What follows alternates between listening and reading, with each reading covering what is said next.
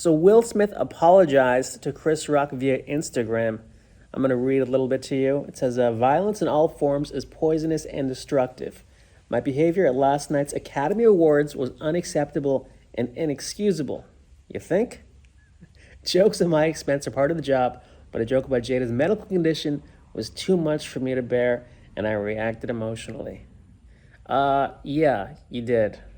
I would like to publicly apologize to you, Chris. I was out of line and I was wrong. I'm embarrassed by my actions and were not indicative of the man I wanted to be. What man is that? I mean, I would prefer if he was the man from I Am Legend. I mean, that guy was kind of badass. But, there's no place for violence in a world of love and kindness. Well, that's sweet. First of all, I think it's a good move. Will Smith apologized. But whenever a celebrity apologizes, I always wonder, how much behind the scenes stuff, like PR people, agents, dude, you got to do this. Your career could be really messed up if you don't apologize. Really should apologize when he got the Academy Award, to Chris Rock then and there. But that's still no excuse for, assaulting a man. So I don't know what that's going to do. But, let me ask you a question. Is this going to affect watching Will Smith movies?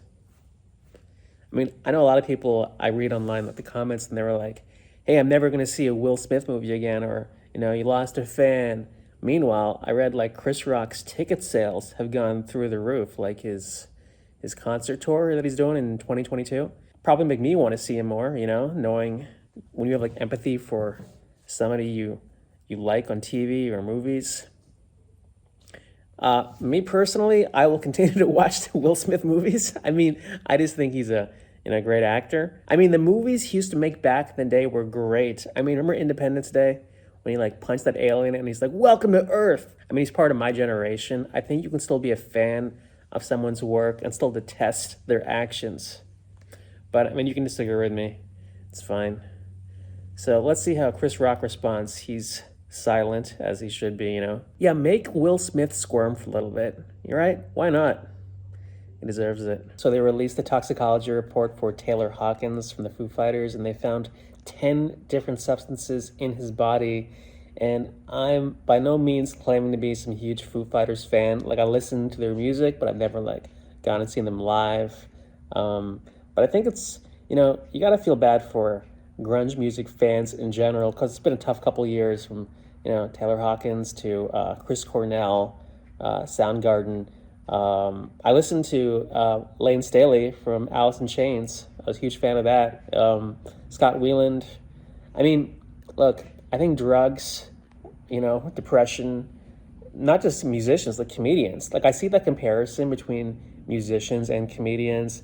And I've heard people say, oh, you know what, man, it's the lifestyle of being a rock and roller or a comedian.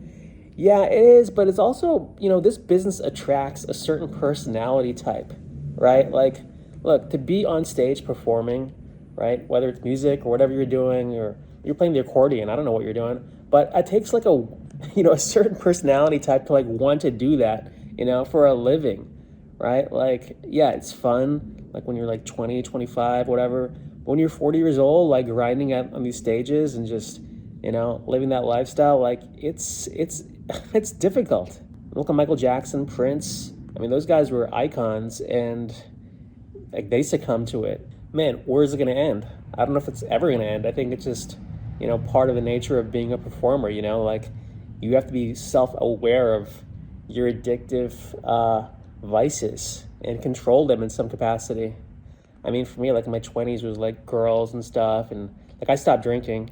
I just stopped drinking. I was you know what? I can't be around alcohol this much.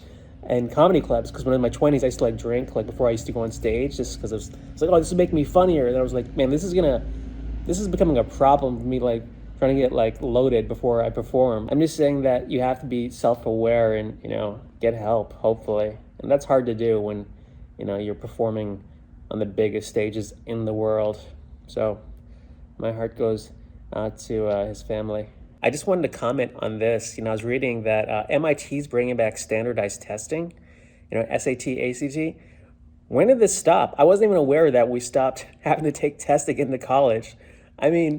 First of all, yeah, there should be tests. I mean, look, back in my day, look, I'm ancient, but you have to take a test to get into school, right? It almost like weeded out the pack. Like, I never got in my first choice. Like, I wanted to go to Columbia, never got in, but I accepted it. I ended up going to BU, and then I transferred to NYU. But you got to accept things. I feel like that's a problem with life right now. Like, man, life can be a little bit difficult.